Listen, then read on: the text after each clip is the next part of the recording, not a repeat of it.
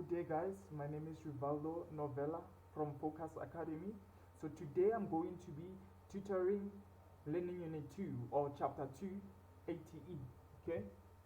So Chapter 2 is about summarizing tables and graphs. Okay. So firstly, let me just go through the learning objectives so that you can be able to understand the entire picture of what we're going to be dealing with in this learning unit. Okay. So firstly, we'll start by interpreting frequency tables and cross tabulation. And then after that, we'll interpret graphs for both categorical and numerical data. Remember, we did categorical, the difference between categorical and numerical data on Learning Unit 1 or Chapter 1 of ATE. So by now you should know the difference between categorical data and numerical data. You see how important it is for you to actually understand each chapter because they build up, okay? So there are some words that you learned in Learning Unit 1 that are going to be used in the upcoming learning units. So remember in Learning Unit 1 we were learning about the language of statistics, so you have to know those words and what they mean so that when they are used in other learning units you actually know what they actually mean. Okay, so we do not jump any step, so we go step by step. Okay, so data can be represented graphically in a number of different ways. Okay, so but it depends on the variable type. So the type of graph to use to represent our data depends on what the variable type of our data. Okay, what do I mean when I say the variable type? I mean whether our data is categorical or numerical. And also remember, numerical data can be discrete or continuous. You learned this in Learning Unit 1, so I expect you to know what I am talking about. Okay, so graphical methods also can use raw data as input or frequency data as inputs, but don't worry about that. We'll expound more on to other things. Okay, other topics. Okay, so frequency tables. There are two types of frequency tables. Okay, we have number one, ungrouped frequency tables. Number two, grouped frequency tables. So what we're going to do now, we're going to differentiate between ungrouped frequency tables and grouped frequency tables. Okay, so it's very important to understand the difference between the two. Okay, so let me use a pencil so that I can illustrate what I'm actually talking about. Then ungrouped frequency tables. What are ungrouped frequency tables? Ungrouped frequency tables, they actually list each unique value of the variable and records the frequency of occurrence of each value. So it lists each unique value. Let me highlight the keywords there of the variable and records the frequency of occurrence. So I'm going to do a small example here so that we can be able to understand what ungrouped frequency tables are and what they actually look like. Okay, let's say for example we have data values like 1, 2, 2, 3,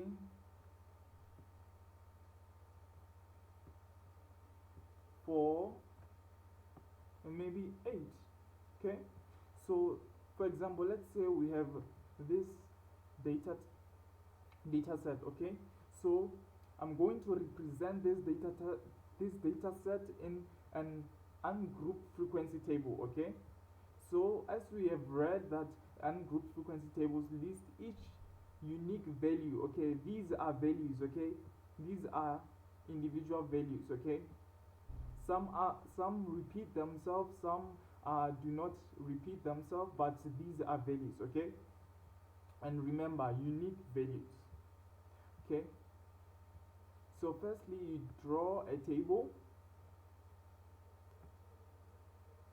and here it will be your value.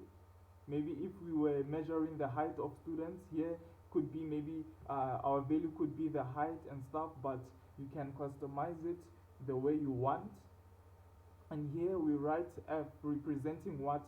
Frequency, or frequency of occurrence, or the number of times a data value appears on our data set.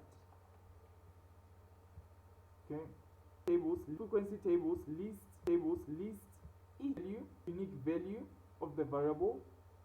Okay, it lists each unique value of the variable, and after it does what? It records the frequency of occurrence. So we're going to do that. Okay, value number 1 on our data set, we have 1,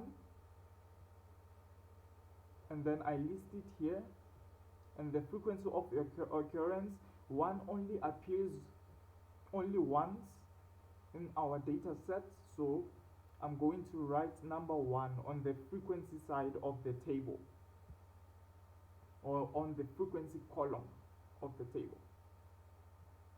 Okay, so the second value is 2. I'm going to list it here, 2, and I'm going to write the number of times it appears on my data set. So it appears only twice, 1, 2. Okay, so I'm going to write the number of times it appears on the frequency column. It appears only twice. The third value is 3. Number 3, it appears only once. Next, 4 appears only once, and then the last one, or the ultimate one, 8, appears only once. So this is basically ungrouped frequency tables in a nutshell. Okay, so remember I said we have to differentiate between 2 types of frequency tables: ungrouped frequency tables and grouped frequency tables. So grouped frequency tables is actually the opposite of ungrouped frequency tables. Okay, and before I get to ungrouped frequency table, an important factor is that we use ungrouped frequency tables for categorical data and numerical data. Alright, but numerical data, we only use numerical data that is discrete and not continuous. So we only use ungrouped frequency tables if our data is either in one of these 2 formats, which is categorical random variable or numerical random variable. And numerical, it has to be discrete and not continuous. Okay, now let's move on to grouped frequency tables. Okay, so grouped frequency tables, they are actually the opposite of ungrouped frequency tables. What they do is they aggregate our data values. Okay, so values of the variable are organized into class intervals with equal width in what? Grouped frequency tables. So grouped frequency tables are only constructed for numerical data, only numerical data. So numerical data, it can be continuous or discrete, but we only use discrete if our data values are a lot. For example, if we have millions and millions of data set, or of data in our data set, we use the then the grouped frequency tables, and we use it for what? Only for numerical data and not categorical data. Okay, so let me do an example illustrating what grouped frequency tables are, so that you can see how they actually differ from ungrouped frequency tables. Okay, so what I'll do is I'll actually take the same data set. Let's say we have that same data set, 1, 2, and then 2 only appears twice, 2, 2, okay, and we have 3, 4, and then 8. So I'm going to represent this data into using what? Grouped frequency table, a grouped frequency table. So as I said, the grouped frequency table actually organizes our data values into what? Classes with equal width. Okay, so firstly you draw a table,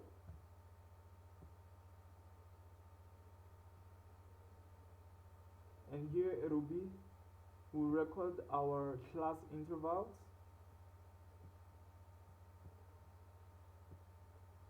okay, and here it will be the frequency of occurrence.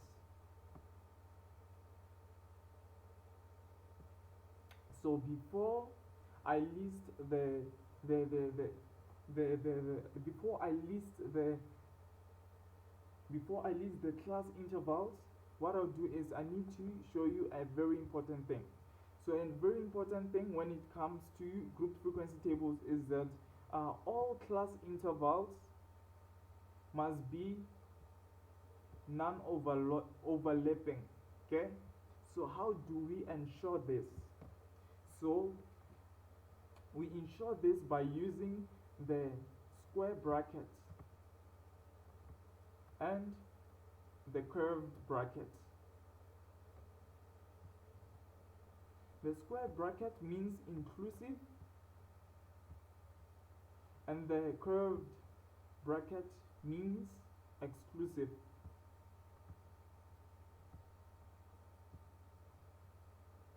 So if the curved bracket is actually, if a value is covered by a curved bracket, it means that that value is not included in the data set. But if it's actually engulfed by the square bracket, means that the value is included, we are including the value. Okay, so after explaining what's the difference between the square bracket and the curved bracket, let's now draw our class intervals. And remember, our class intervals must be of equal width. Okay, must be of equal width. Okay, let's say our class interval would start by a curved bracket and then 0. Remember, a curved bracket means exclusive, which means 0 is not included. And then comma, here you write, we can say 1, and then I include this square bracket, that means inclusive. Okay, and then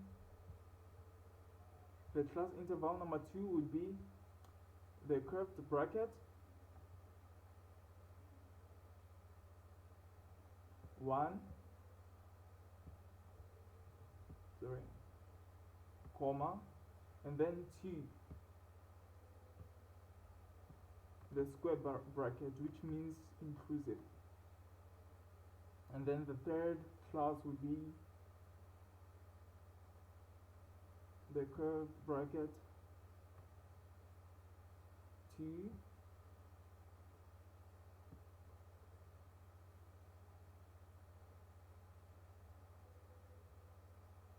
and 3, engulfed by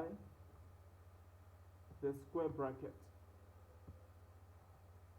Okay, and so on and so forth until we get to a place that actually includes maybe 4 and 8. So for the sake of time, I won't do the rest of the class intervals, so that we can actually account for 8 and 4. So I'm doing this so that you can be able to understand the basic concept of grouped frequency tables. Okay, you can see we need a value that is greater than 0. See, 0 is not included. Greater than 0, and that is less than or equal to 1. So that value appears what? Only once. So we're going to write 1 on the frequency column. Then the second class interval says that a value that is greater than 1 or less than or equal to 2. So that value appears only twice. See, 1, 2. Okay, you can see that the value 2 is actually greater than 1, but it's less than or equal to 2. Okay, so it appears twice. So I write 2 on the frequency, and then the next value is 3. Okay, and then the next class interval says a value that is greater than 2 or less than or equal to 3. That value is what? 3. You can see 3 is greater than 2, but it's less than or equal to 3. Okay, so it appears only once. I write only 1. So I would have continued writing more class intervals to account for, so that I can be able to account for 4 and 8, but because of time, okay, as you can see that my class intervals, all my class intervals actually have equal width, which is 1. Okay, now let's move on. Before we move on, let me tell you when we actually use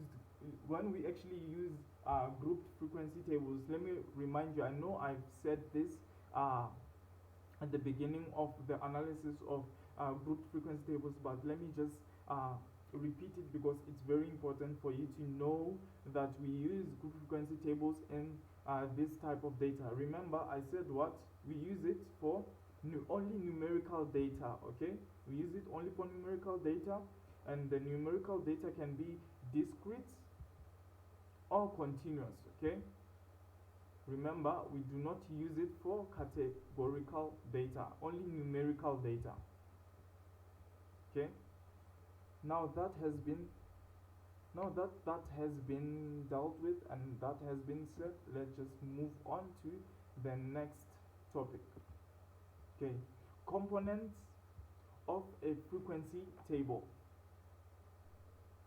So here we're going to dissect different components of frequency tables. So after this lesson, you'll be able to know each individual element of frequency tables. So you will be able to know the entire frequency table.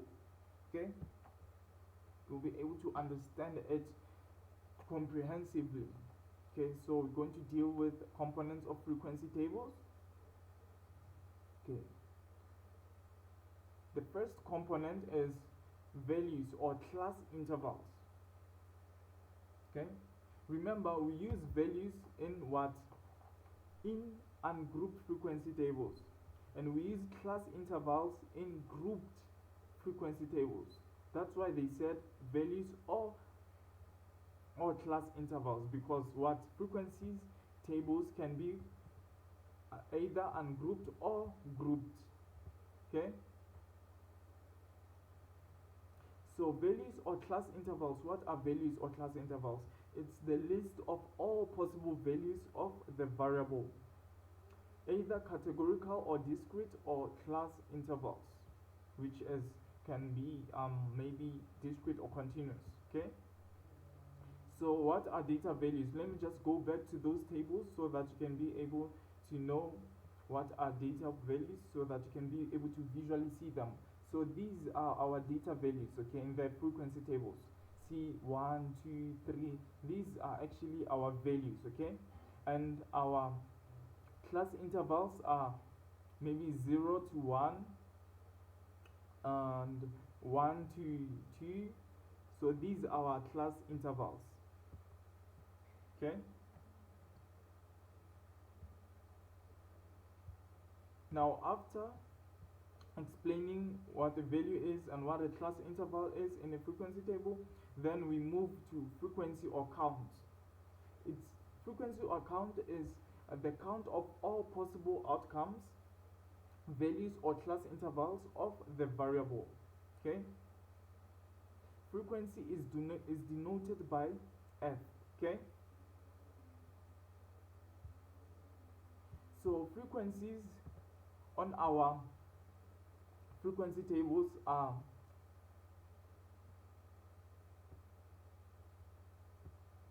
what is located in the right column, okay, or in the right column of the frequency tables, which is written f, okay. So it lists the number of times a value occurs. So this is actually frequency or count, okay, on our frequency table. Remember, we are dissecting a frequency table, so we are identifying different elements of frequency tables so that we can be able to understand them in a deeper layer, okay. And also it's denoted by f, and then I've been using this denotation throughout my examples, okay. So yeah, I know you are now quite familiar with f, okay. So frequency is denoted by f. So and then we have the sample size, okay. So the sample size is the total number of observations in the data set, okay. And also for frequency tables, the sum of all frequencies is equals to the sample size. Remember, n, small letter n, it represents sample size. Okay, on our frequency table, if we add all the frequencies, we'll get the sample size, okay. Let me use this example. For example, if you add all the frequencies here, you'll be able to get the sample size, which is the number of values in my data set. Let's just count them in order to verify. For example, 1 plus 2, 3, and then plus 1, 4, plus 1, 5, plus 1, 6. Okay, let's just verify them. When I count my data values on my data set, I see if it's correct. 1, 2, 3. Sample size is actually 6. And then after counting all the frequencies, it gives me 6, which means that the sum of all frequencies gives me what? The sample size, which is small letter n. And also we have population. Remember, it's denoted by the capital letter N. Okay, now let's move on to the next component of frequency tables. We have what we call relative frequencies. And then what are relative frequencies? Okay, the proportion of the total corresponding to each value or class interval of the variable, where the sum of all proportion is equal to 1.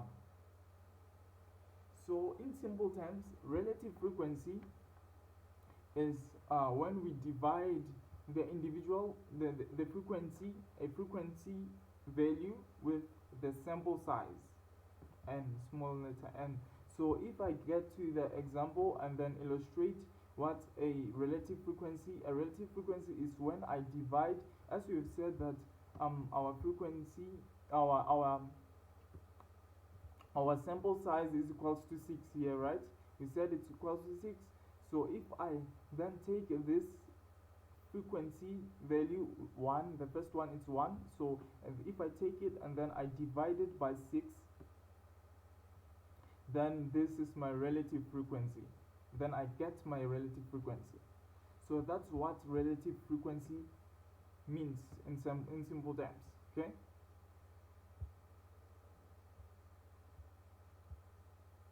Then we have percentage frequency.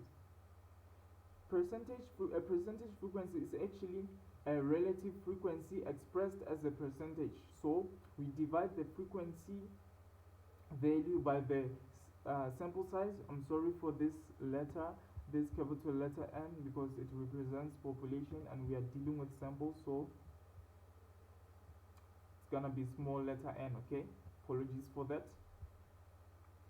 So a percentage frequency is relative frequency expressed as a percentage. So we divide the frequency with our sample size and then multiply it by 100, and then you get your percentage frequency. Okay. And then we move on to the next component, which is called cumulative frequency. Okay, cumulative frequency is the total number of observations below a certain point. Okay, now let's go to the example so that I can explain what a cumulative frequency is. So cumulative frequency says that it's the number of total number of observations below a certain point, right? So what's that certain point? If we are looking at grouped frequency tables, that point would be the upper class limit of the class interval. Okay, the upper limit of the class interval, which is maybe 1. What are the total values that are actually less than 1? There are only 1. Okay, so it's if I extend this table and then I include cumulative frequency, CF, cumulative frequency, then my cumulative frequency for this value number 1 would be 1, because only one value is less than or equal to 1. Okay, then the second point is on our second class interval. That's the total number of observations below point 2 is what they appear. Okay, so total number of observations below or equal to 2 are what? 3, because remember 1 is below 2. Okay, and also we included the 2, so our cumulative frequency would be 3. Okay, now the third one,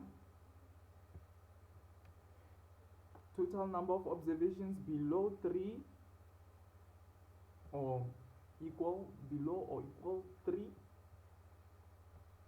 are how many? Are 4, because what? 2 is less than 3 and 1 is less than 3, so we sum them up. So this is actually what cumulative frequency is: a total number of observations below a certain point. And also you can calculate the cumulative frequency on ungrouped frequency tables if you want, and check it out. Okay,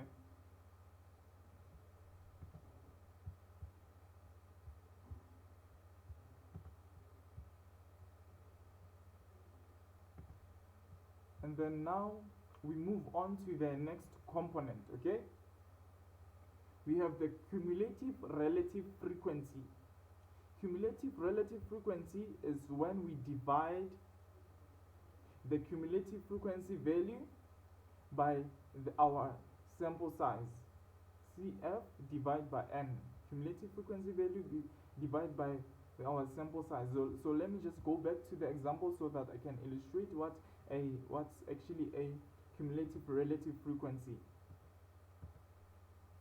Okay, we have cumulative frequency here. If I expand this table and then I include cumulative cumulative relative frequency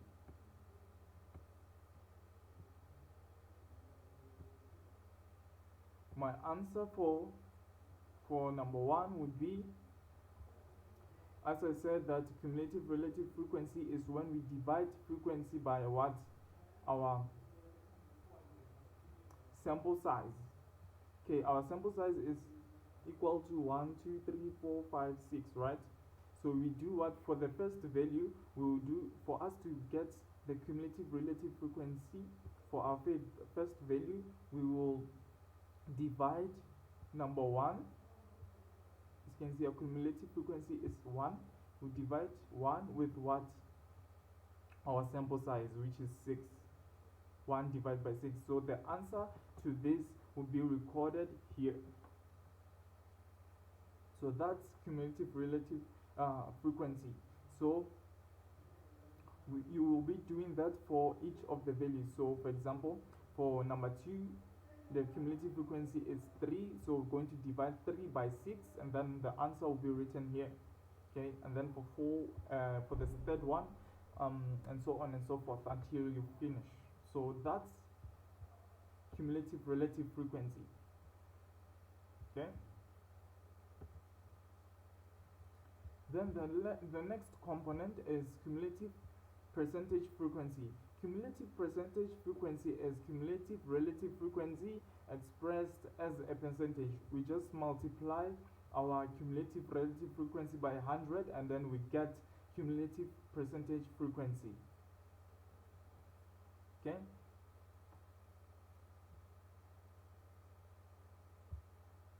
Now that we have learned what a cumulative percentage frequency, then we move on to class width. So what's a class width? Okay, a class width is actually the difference when we have a class interval. The class width is the difference between the upper limit and lower limit of a class interval in a grouped frequency table, irrespective of whether the limits are inclusive or exclusive, right? So let's say, for example, let me illustrate this in an example. Okay, another example is here. Okay, for example, the difference between 5 and 10 and 10 and 15 is what? 5. Okay, so the class width for these two class intervals 1, 2 would be what? 5. Remember, irrespective of whether they are actually inclusive or exclusive. Okay, so the class width for these two class intervals would be 5. And going back to our example, the class width for these class intervals would be what? 1. So the difference between 0 and 1, it's 1. The difference between 1 and 2, it's 1. When we minus 1 from 2, we get 1. We minus 3 from 2. We minus 2 from 3, I'm sorry, we get 1. Okay, so that's the meaning of class width. Okay.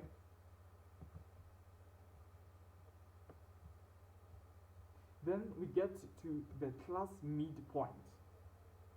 Okay, in grouped frequency tables, the value of the class midpoint is often used to represent the whole class interval. Okay, so it's a value that is used to represent the whole class interval. Okay, what we do is that we add the midpoint is equals to the lower limit of our class interval, and then plus the upper limit of the class interval, and then we divide them by 2. Okay, so if I go back to our example, the midpoint for the second class interval would be what? 1 plus 2 divide by 2. It should be maybe something like 3 over 2. Yeah, it will be our midpoint. The answer to this will be our midpoint. And then for the rest of the class intervals, you do the same thing.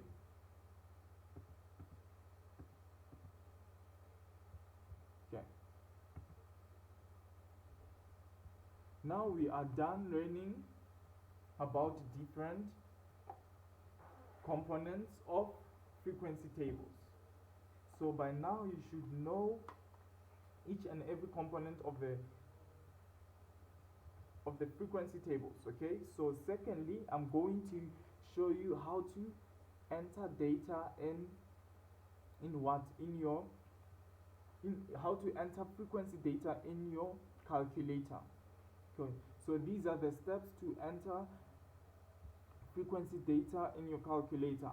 Remember, in statistics, we actually use the we enter data into the calculator, and then we command it to calculate things like the mean, things like the standard deviation, and so on and so forth. Okay,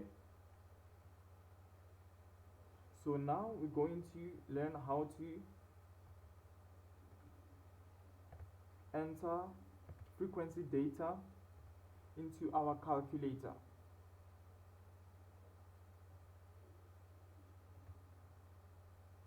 So first thing first, you take out your calculator, turn it on,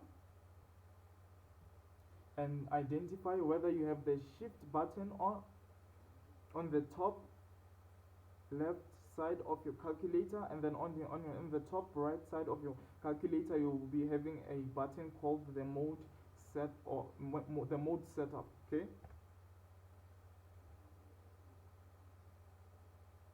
so cool. I'm sure you have now identified whether you have those buttons, because they are very important. You ought to have them in your calculator. Then let's start. Okay, number one, we access the setup settings. What we do is, you need to press the shift button, and then immediately after letting go, press the mode setup button, and then you'll be presented with different options. Click the drop down arrow, and then you'll be presented with other options, and then click option number 3 by pressing button 3, which is stats, and then it will ask you frequency. Okay,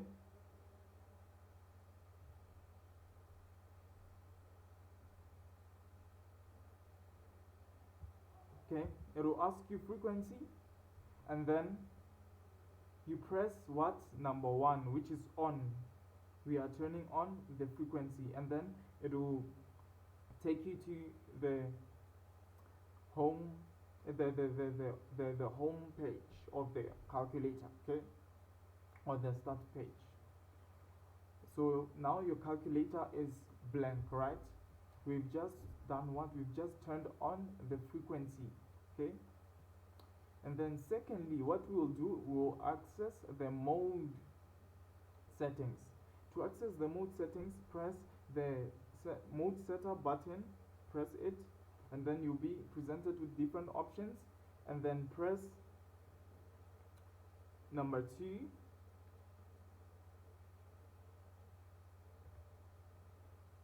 which is the stats button. Okay, and then you press option number 1, which is 1-var, and then you'll be presented with 2 columns. On the X, the first column is labeled X, and the second column is labeled Y. Okay, so enter variable values for ungrouped frequencies, or if it's grouped frequency tables, you enter the midpoint on the X column. Okay, and then on the frequency table, enter the number of times the value occurs, or the frequency for the class for the class interval represented by the midpoint. Okay, After you enter the values, you click the AC button.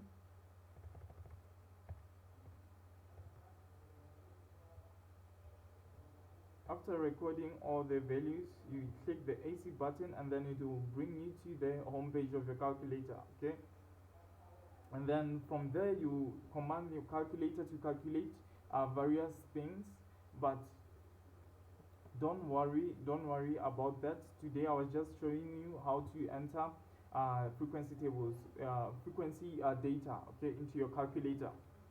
Okay, so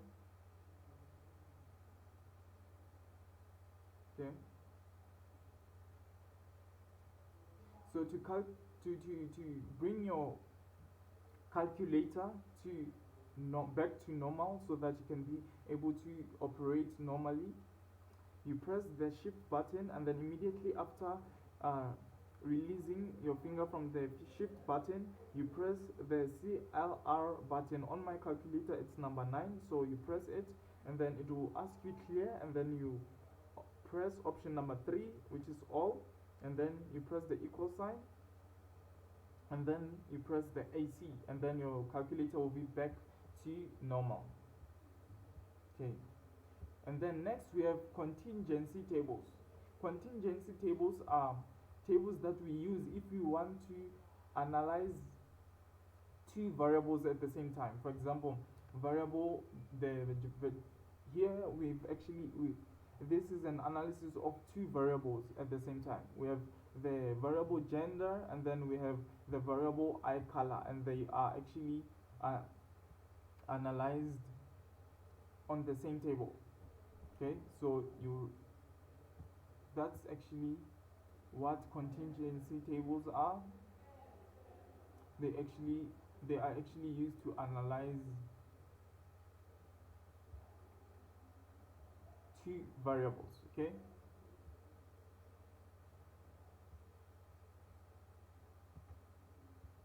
and then we get to the shape of a distribution.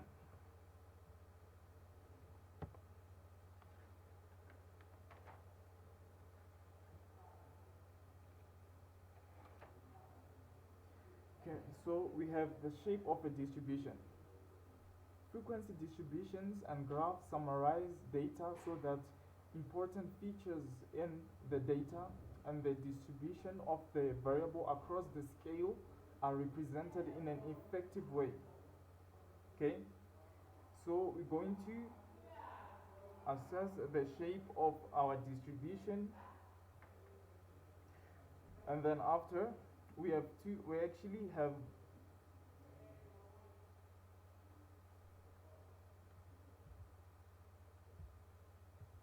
I'm sorry, there's a technical glitch here. I'm trying to fix it. No, it's fine. So as I was saying, we are going to analyze the shape of a distribution, right? So the shape of a distribution can be symmetric, or it can be skewed. Okay, or asymmetric. The word skewed is the same as asymmetric. So the shape of our distribution can either be symmetric or skewed. Okay, a symmetric distribution is a distribution. A distribution is symmetric if the left side of the distribution mirrors the right side of the distribution. Okay, in a symmetric distribution, the mean, median, and mode coincide. So this means that if our distribution is symmetric, the mean, median, and mode are actually the same. So if you calculate the mean, median, and mode in a symmetric distribution, it will give you something like, maybe, let's say, let me just take random numbers. For example, the mean will be equal to maybe 70.0, and then your median would be maybe 70.1, and then your mode maybe would be 70.9. As you can see, these three numbers are what are approximately the same. So if you have data values, okay, you have data values, and then you are asked to calculate the mean, and then the median, and the mode, and then it gives you what values that are actually approximately the same. But just know that your distribution is symmetric. Okay, so the left side of your distribution mirrors the right side of your distribution. It means the distribution is actually evenly distributed. Okay, or the data is actually evenly distributed in the data set. Okay, so you can ask, why is it important to analyze the shape of a distribution? Why is it important for me to know whether my data values are actually, or my data set is actually evenly distributed, which is symmetric, or it's skewed, or asymmetric? Why is it important for you to know that? It's important because it helps you to actually choose the appropriate analysis for you to use in a data set. For example, if you find that your data is actually symmetric, the tools you would use, or that will be effective when you are actually analyzing the data. For central location, it would be the mean. The mean would be a very effective number for representing the central location of the data. And for dispersion, it will be what the standard deviation or variance that will be actually effective in analyzing the data. So if the data is actually skewed, the effective measure of the central location of the data, it would be the median. So if you calculated the mean using skewed data, it will be ineffective. Okay, so for skewed data, you for a very effective central measure is the median. Okay, and then for dispersion is the interquartile range.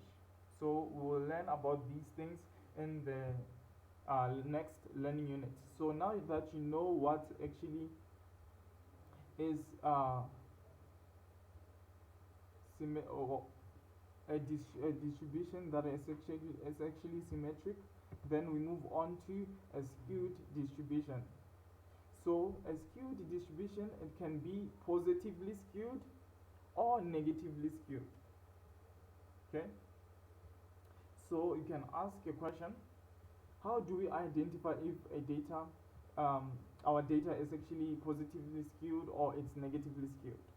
So if you are presented with a graph, for you to be able to identify whether the data is positively skewed or negatively skewed, is that if it's positively skewed or rightly skewed, it means what?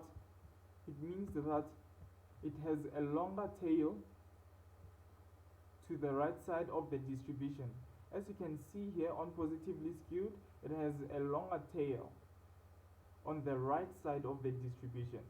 So this is how we identify a positively skewed data. Remember, see, asymmetric data is actually even on both sides.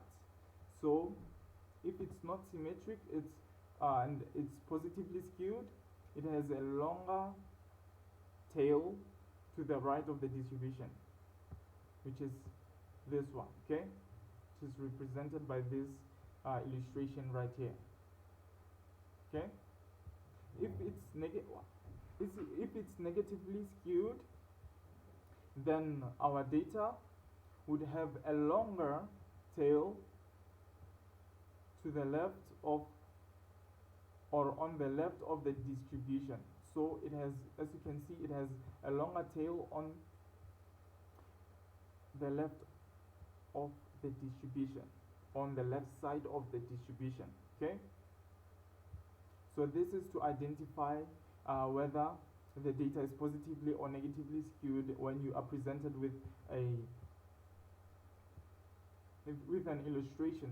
Okay, now we get to mode, mean, and median. For example, as I've told you that in symmetric data, the mean, median, and mode, they are actually approximately the same, right? So for data that is positively skewed, the mean is greater than the median, and the median is greater than the mode. If you calculate on your data set, you calculate the mean, the median, and the mode, and then you find a value of the mean is actually greater than the median, and the value of the median is greater than the mode, then just know that your data is positively skewed. Okay, so in an illustration here on this graph here, this side is actually representing the low side, and then here it's actually the high side. So on a number line it will be maybe, for example, 1 2 3 4 5 6 7 8.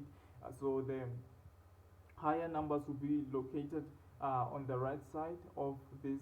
As you move along to the right side of this table, actually the values would be increasing. So that's the meaning of low here and high. So if it was a number line, we'll be having 0 here, maybe 1 2 3 4 5. Yeah, that's the meaning. So as you can see, the mean is greater than the median, and the median is greater than the mode. Okay, now data that is negatively skewed. A data that is negatively skewed, as we've said, it has a longer tail on the left side of the distribution, and also the mean is less than the median, and the median is less than the mode. And then on the table is illustrated here again. As you can see, the mean, as I've told you, that as you move on to the left side of the table, the numbers reduce, and as you move on to the right side, they increase. That's the meaning of low here and high here. Okay, so as you can see, the mean is less than the median, and the median is less than the mode. So if you calculate the mean from a data set and the median and mode, and then the values are as follows. The mean is actually less than the median, and the median is less than the mode. Just know that your data is actually negatively skewed. So I told you why it is important for us to know whether our data is skewed or asymmetric, and whether it is actually symmetric. So now you know the importance. Okay, now we have different graphical methods. Okay, so what as I told you at the beginning of this learning unit, that we actually have different graphical methods, and if we had to decide which graphical method to use, it depends on the variable type. Okay, depends whether it is categorical data or discrete data. Okay, and then this is what I've been saying all along. The data can be represented graphically in a number of different ways. The appropriate graphical methods to use depends on the variable type. Okay, so variable type can be what? Numerical or categorical. So yeah. Then the first graphical method is a pie chart. Pie charts are used to display the parts of the whole for categorical and discrete numerical variable. Remember, discrete numerical variables. A numerical variable can be discrete or continuous. Here we use pie charts on discrete numerical variables and not continuous numerical variables, okay? And also what we use it for categorical variables, okay? So if you know a pie chart something that looks like this, and then it will be divided maybe like this, and then here it will be values and stuff. Maybe here it will be 60%, and then here it will be maybe 40%. This is what a pie chart looks like, okay? So we use a pie chart for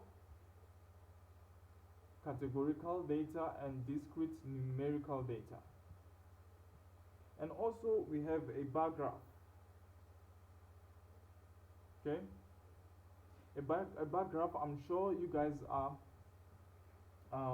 well acquainted with the bar graph. You know, you have actually encountered a bar graph. So because a lot of subject actually include a bar graph, okay? So a bar graph is a bar graph uses vertical or horizontal bars to show a comparison between possible outcomes of a categorical or discrete numerical variable, okay? So a bar graph is used to represent either categorical or discrete numerical variables. So which means you cannot use a bar graph on continuous numerical variables, right? So the sizes of the bars represent frequencies, okay? And the relative frequencies or percentage frequencies, which are relative frequencies or percentage frequencies, right? The gaps between the bars as outcomes of the variables are separated and not measured on a continuum. So a bar graph would be something that looks like this, okay? It will be having bars, okay?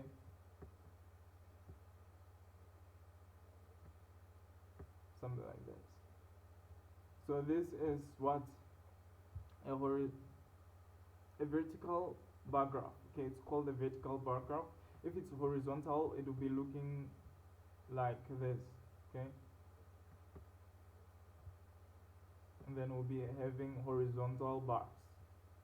So that's the difference between vertical and horizontal bar graphs, okay? So the sizes of the bars represents frequencies. Yeah, this is actually what a bar graph is, and it's used for categorical or discrete numerical variables. So we cannot use it for continuous data. No, we do not use it for continuous data. So if you are presented with a continuous numerical variable, then you do not use it. You do not use the bar graph, okay?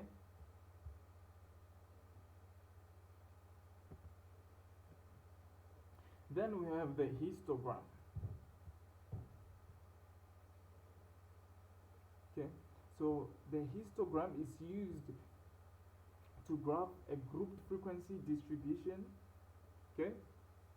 The interval widths are represented on the horizontal axis of and the frequencies, okay? Relative frequencies or percentage frequencies are presented on the vertical axis, okay? So vertical bars are constructed above the class limits. Since the class limits are on a continuum, there are no gaps between the bars, okay? So a histogram is something that looks like this. Sorry.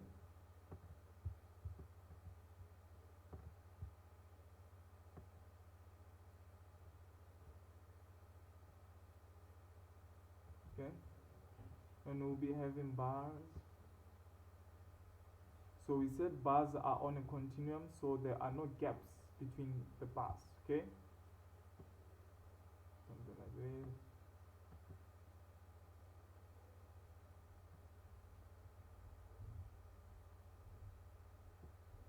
And we said it's used for what? Group frequency distributions. So group frequency distributions are numerical data that is what? That is continuous. So if you are presented with continuous numerical data, you use histogram to represent the information. So here maybe it will be class interval number 1, maybe it could be no inclusive 0, comma 1 inclusive. Okay, and then here it will be maybe the frequency. If they said you should represent the frequency, it will be the frequency. Maybe it would be the frequency would be maybe, let's say 5. It's an example. So yeah, the higher of the bars represent the frequency. So a histogram is something that looks like this. Okay, now let's move on to the last type of graphical method. We have an archive. So the archive is a graphical representation of cumulative frequencies. Remember, we've learned what cumulative frequencies are, which is a total number of observations below a certain point, right? Cumulative frequencies, cumulative relative frequencies, which are obtained by what? Dividing the cumulative frequency by what? By dividing the cumulative frequency by the sample size. Okay, or what? The cumulative percentage frequency. Cumulative percentage frequency, we said what is the number that we get when we divide the cumulative frequency with the sample size and then multiply it by 100. You get cumulative percentage frequencies. Okay, so we use the archive to represent such frequencies, cumulative frequencies to be precise. Okay, the cumulative information is represented on the vertical axis. Okay, and the points are plotted above the upper class limits indicated on the horizontal axis. So the first point coincides with the lower class limit of the first class on the x-axis, i.e. the cumulative frequency information is equal to 0. So an archive, it's actually a line graph, okay, that represents cumulative frequencies, either cumulative relative frequencies or cumulative percentage frequencies. As long as the frequencies are cumulative, we use the archive to represent it. So yeah, so we said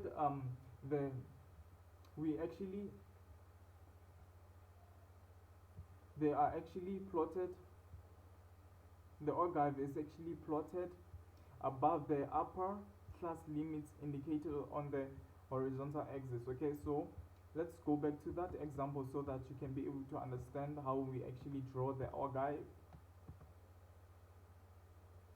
As you can see, we have class intervals here, so that the upper class are 1, 2, 3, and also we said that the first value actually coincides with the lower class limit.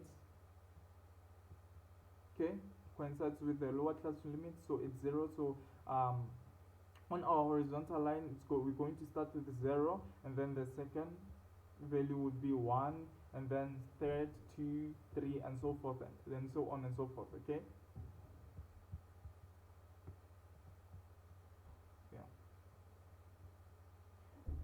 so we said the first value coincides with the lower class limit of the first class. Okay, so it was what? 0.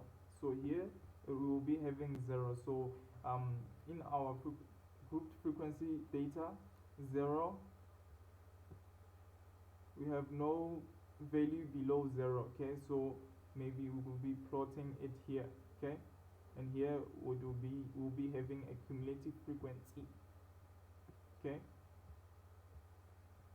and then here we plot what the upper class limits. Okay, and then the upper class limits for the first class interval was 1, and then the second class interval it was 2, the third class interval it was 3. Let me just plot something here. Okay, so we have 1, 2, 3, 4. So it's 3 here.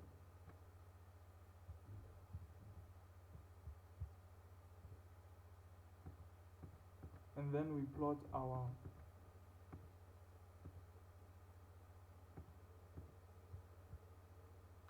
guy. Okay, so the cumulative frequency for the first class interval is 1. Okay, and then the second one is the cumulative frequency for the second class interval is 3, and the third one is 4. So 1 and then 3 and then 4. Okay, for the first class interval it was 1, so we're going to draw a dot that meet between 1 on the y-axis and 1 on the x-axis. Okay, and for the second class interval it was 3, and then it will be somewhere here, because that's where 3 and 2 meet. Okay, so you can see 3 and 2 meet. And then the last one was, let me just go and check again, 1, 3, and then last one was 4. Okay, and then this one would be somewhere here. So dots. Okay, and then we join these dots, and then we get what we call the OR guy. Okay,